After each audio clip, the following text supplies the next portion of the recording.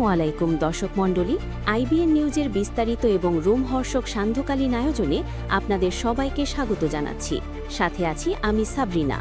আজকের এই বিশেষ পর্বটি আমরা এমনভাবে সাজিয়েছি যা আপনারা কখনো দেখেননি, কারণ আজ মধ্যপ্রাচ্যের আকাশে যে যুদ্ধের মেঘ জমেছে তা শুধুমাত্র দুটি দেশের মধ্যে সীমাবদ্ধ নেই, বরং এটি এখন তৃতীয় বিশ্বযুদ্ধের দ্বার প্রান্তে এসে দাঁড়িয়েছে। তাই আগামী কিছু সময় আপনার জীবনের সবচাইতে গুরুত্বপূর্ণ সময় হতে যাচ্ছে।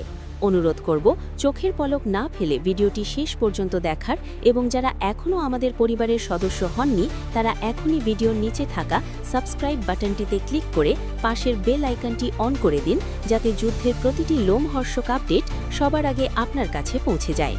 দর্শক, আজ সকাল থেকে সন্ধ্যা পর্যন্ত আমরা যে সকল গোয়েন্দা তথ্য সংগ্রহ করেছি তা বিশ্লেষণ করলে দেখা যায় ইরান এবং ইসরায়েল এখন পয়েন্ট অফ নো রিটার্ন বা ফিরে না আসার বিন্দুতে অবস্থান করছে। বিশেষ করে আজ সন্ধ্যায় ইরানের ইস্পাহান এবং তাবরিজ শহরের মাটির নিচে থাকা মিসাইল সিটিগুলোর স্যাটেলাইট ফুটেজ বিশ্লেষণ করে সামরিক বিশেষজ্ঞরা রীতিমতো হতবাক হয়ে গেছেন, কারণ সেখানে দেখা যাচ্ছে ইরানের সবচেয়ে বিধ্বংসী ব্যালিস্টিক মিসাইল খাইবার শেকান এবং ফাত্তা 1কে লঞ্চ প্যাডে লোড করা হয়েছে, এবং এই মিসাইলগুলোর ওয়ারহেড বা অগ্রভাগে উচ্চ ক্ষমতা সম্পন্ন বিস্ফোরক যুক্ত করা হয়েছে, যা ইসরায়েলের দিমোনা পারমাণবিক কেন্দ্রে আঘাত হানলে পুরো মধ্যপ্রাচ্য তেজস্ক্রিয়তায় ছেয়ে যেতে পারে। এর চাইতেও ভয়ের খবর হলো, আজ সন্ধ্যায় আমেরিকার পেন্টাগন থেকে একটি গোপন রিপোর্ট ফাঁস হয়েছে, যেখানে বলা হয়েছে ইরানের হাতে এখন এমন কিছু জ্যামিং টেকনোলজি বা রাডার অকেজো করার প্রযুক্তি এসেছে যা রাশিয়া সরবরাহ করেছে, এবং এই প্রযুক্তির কারণে ইসরায়েলের গর্বের আয়রন ডোম এবং David sling missile defence system সম্পূর্ণ অন্ধ হয়ে পড়তে পারে। অর্থাৎ ইরান যদি একযোগে 500টি ড্রোন এবং 100টি ব্যালিস্টিক মিসাইল নিক্ষেপ করে, তবে ইসরায়েল তার 10% আটকাতে পারবে না বলে আশঙ্কা করা হচ্ছে। এদিকে ইসরায়েলের অভ্যন্তরীণ পরিস্থিতি এখন গৃহযুদ্ধের মতো আকার ধারণ করেছে। আজ সন্ধ্যায় তেল আবিবের রাজপথে প্রায় 2 লক্ষ মানুষ নেমে এসেছে, যারা নেতানিয়াহুর পদত্যাগ দাবি করছে, এবং তাদের হাতে প্ল্যাকার্ডে লেখা রয়েছে, আমাদের সন্তানদের মৃত্যুর মুখে ঠেলে দিও না। অন্যদিকে ইসরায়েলি সামরিক বাহিনীর রিজার্ভিস্ট বা যারা অবসরপ্রাপ্ত সেনা, তারা আজ প্রকাশ্যে ঘোষণা দিয়েছে যে তারা আর এই সরকারের অধীনে যুদ্ধে যাবে না, যা আইডিএফ বা ইসরায়েলি ডিফেন্স ফোর্সের মনোবলে বিশাল চির ধরিয়েছে, এবং এই সুযোগটিকেই কাজে লাগাতে চাইছে হিজবুল্লাহ। কারণ লেবানন সীমান্ত থেকে আমাদের প্রতিনিধি জানিয়েছেন, আজ সন্ধ্যায় হিজবুল্লাহ তাদের এলিট ফোর্স রাদওয়ান ইউনিটকে সীমান্তের একদম 0 পয়েন্টে নিয়ে এসেছে, এবং তারা যে কোনো মুহূর্তে গ্যালিলি অঞ্চলে প্রবেশ করে ইসরায়েলি বসতিগুলো দখল করে নিতে পারে, যা হবে ইসরায়েলের ইতিহাসের সবচাইতে বড় পরাজয়।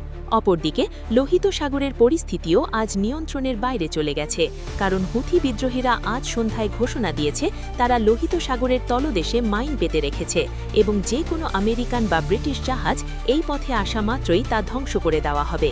এর ফলে আজ সন্ধ্যা থেকে বিশ্বের বড় বড় শিপিং কোম্পানিগুলো তাদের জাহাজ চলাচল সম্পূর্ণ বন্ধ করে দিয়েছে, যার সরাসরি প্রভাব পড়ছে বিশ্ব অর্থনীতিতে, এবং তেলের দাম ব্যারেল প্রতি $150 ছাড়িয়ে যাবার আশঙ্কা করা হচ্ছে, যা আমেরিকা এবং ইউরোপের অর্থনীতির কোমর ভেঙে দেবে।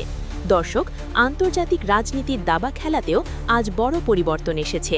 বিশেষ করে তুরস্কের প্রেসিডেন্ট এরদোয়ান আজ সন্ধ্যায় এক জ্বালাময়ী ভাষণে বলেছেন, ইসরায়েল যদি গাজায় তাদের গণহত্যা বন্ধ না করে এবং ইরানে হামলা চালানোর দুঃসাহস দেখায়, তবে তুরস্কের সেনাবাহিনী চুপ করে বসে থাকবে না, এবং প্রয়োজনে তারা সামরিক হস্তক্ষেপ করতে প্রস্তুত। এই ঘোষণার পরপরই ন্যাটো জোটে ফাটল ধরার আশঙ্কা দেখা দিয়েছে, কারণ তুরস্ক ন্যাটোর সদস্য হয়েও ইসরায়েলের বিরুদ্ধে অবস্থান নিচ্ছে, যা আমেরিকার জন্য এক বিশাল কূটনৈতিক পরাজয়। অন্যদিকে জর্ডান এবং মিশরের আকাশসীমা ব্যবহার করে ইসরায়েল যাতে কোনো হামলা চালাতে না পারে সেজন্য ইরান কড়া হুঁশিয়ারি দিয়েছে, এবং বলেছে যারা ইসরায়েলকে সাহায্য করবে তারাও ইরানের টার্গেটে পরিণত হবে। এই পরিস্থিতিতে জর্ডান তাদের সীমান্তে বাড়তি সেনা মোতায়েন করেছে, এবং একটি থমথমে পরিস্থিতি বিরাজ করছে। দর্শক, আপনারা হয়তো ভাবছেন ইসরায়েল কেন এখনও পাল্টা হামলা করছে না। এর মূল কারণ হল ইসরায়েলি গোয়েন্দা সংস্থা মোসাদ জানতে পেরেছে যে ইরান তাদের মিসাইলগুলো এমন সব পাহাড়ের গুহায় লুকিয়ে রেখেছে যা বাংকার ব্লাস্টার বোমা দিয়েও ধ্বংস করা সম্ভব নয়, এবং ইরান পাল্টা হামলার জন্য তাদের স্লিপার সেল বা গোপন এজেন্টদের সক্রিয় করে দিয়েছে, যারা তেল আবিব এবং জেরুজালেমের ভেতরেই অবস্থান করছে, এবং নির্দেশ পাওয়া মাত্রই তারা সরকারি স্থাপনাগুলোতে অন্তর্ঘাতমূলক হামলা চালাতে পারে। এই ভয়ে নেতানিয়াহু এখন বাংকারের ভেতর থেকে বেরোচ্ছেন না, এবং তার মন্ত্রিসভার সদস্যদের মধ্যেও চরম মতবিরোধ দেখা দিয়েছে।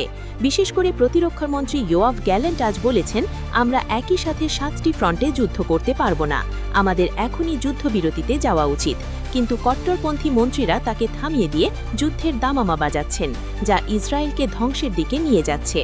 দর্শক, আমরা আরও জানতে পেরেছি যে আজ রাতে রাশিয়া তাদের S-400 মিসাইল ডিফেন্স সিস্টেম ইরানের সীমান্তে সক্রিয় করেছে, এবং রাশিয়ান প্রেসিডেন্ট ভ্লাদিমির পুতিন ব্যক্তিগতভাবে ইরানের প্রেসিডেন্টের সাথে ফোনে কথা বলেছেন, যেখানে তিনি সব ধরনের সামরিক সহায়তার আশ্বাস দিয়েছেন।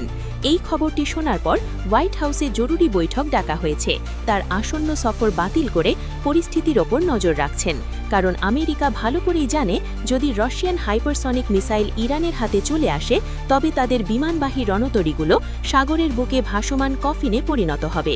দর্শক, পরিস্থিতির গভীরতা বোঝাতে আমরা আপনাদের এখন একটি ম্যাপ বা মানচিত্রের বর্ণনা দিব। আপনারা কল্পনা করুন, ইসরায়েলকে ঘিরে রেখেছে উত্তর থেকে হিজবুল্লাহ, পূর্ব থেকে সিরিয়া ও ইরাকের মিলিশিয়ারা, দক্ষিণ থেকে হামাস এবং ইয়েমেন থেকে হুথিরা, এবং তাদের সবার পেছনে রয়েছে ইরানের অফুরন্ত মিসাইল ভান্ডার। এই রিং অফ ফায়ার বা আগুনের বলয় ভেদ করে ইসরায়েলের পক্ষে টিকে থাকা প্রায় অসম্ভব হয়ে পড়েছে, এবং সমরবিদরা একে নাম দিয়েছেন ডেথ ট্র্যাপ বা মৃত্যু ফাঁদ। এখন প্রশ্ন হলো, এই ফাঁদ থেকে বের হওয়ার জন্য ইসরায়েল কি করবে? তারা কি স্যামসনের অপশন বা পারমাণবিক অস্ত্র ব্যবহারের মতো আত্মঘাতী সিদ্ধান্ত নেবে, নাকি তারা পরাজয় মেনে নিয়ে আলোচনার টেবিলে আসবে? এই প্রশ্নের উত্তর হয়তো আমরা আগামী 24 ঘন্টার মধ্যেই পেয়ে যাব। তবে দর্শক, একটি কথা না বললেই নয়, এই যুদ্ধের সবচাইতে বড় ভুক্তভোগী সাধারণ ফিলিস্তিনি জনগণ, যারা আজও ধ্বংসস্তূপের নিচে বাঁচার স্বপ্ন দেখছে। আমরা তাদের জন্য দোয়া করি এবং আপনাদের অনুরোধ করি সত্যের পক্ষে থাকার জন্য আমাদের চ্যানেলটি সাবস্ক্রাইব করে আমাদের কণ্ঠকে আরও শক্তিশালী করুন, কারণ মেইনস্ট্রিম মিডিয়া যা দেখায় না, IBN নিউজ তার সাহসের সাথে প্রচার করে। দর্শক, ভিডিওর এই পর্যায়ে আমরা অর্থনীতির দিকে একটু নজর দিতে চাই, কারণ যুদ্ধ শুরু হলে আপনার আমার পকেটেও তার টান পড়বে। আজ সন্ধ্যা পর্যন্ত স্বর্ণের দাম আন্তর্জাতিক বাজারে রেকর্ড পরিমাণ বৃদ্ধি পেয়েছে এবং শেয়ার বাজারে ধস নেমেছে। তাই অর্থনীতি বিশ্লেষকেরা পরামর্শ দিচ্ছেন এই অস্থির সময়ে নিজের সম্পদ ধরে রাখতে সতর্ক থাকার।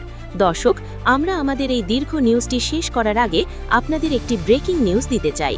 এইমাত্র পাওয়া খবরে জানা গেছে, ইরাকের ইসলামিক রেজিস্ট্যান্স বাহিনী আজ সন্ধ্যায় আমেরিকার একটি মার্কিন সামরিক ঘাঁটিতে ড্রোন হামলা করেছে, এবং সেখানে আগুন ধরে যাবার ভিডিও সামাজিক যোগাযোগ মাধ্যমে ছড়িয়ে পড়েছে, যা প্রমাণ করে যুদ্ধ এখন আর শুধু ইরান ইসরায়েলের মধ্যে নেই, বরং তা পুরো মধ্যপ্রাচ্যে আমেরিকার উপস্থিতির বিরুদ্ধে চলে গেছে।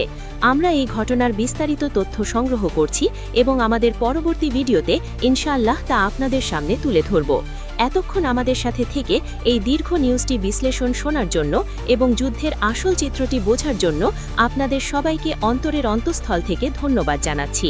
আপনারা যারা এখনও লাইক দেননি, তারা একটি লাইক দিয়ে আমাদের উৎসাহিত করুন এবং কমেন্ট বক্সে লিখুন আপনি কি মনে করেন, এই যুদ্ধে শেষ পর্যন্ত কার বিজয় হবে, ইরান নাকি ইসরায়েল? আপনার মূল্যবান মতামতটি আমাদের কাছে অত্যন্ত গুরুত্বপূর্ণ। দেখা হবে আগামীকালের সকালের ভিডিওতে আরও নতুন কোনো ব্রেকিং নিউজ নিয়ে। ততক্ষণ পর্যন্ত সবাই ভালো থাকুন, সুস্থ থাকুন, নিরাপদে থাকুন এবং IBN নিউজের সাথেই থাকুন। আল্লাহ হাফেজ।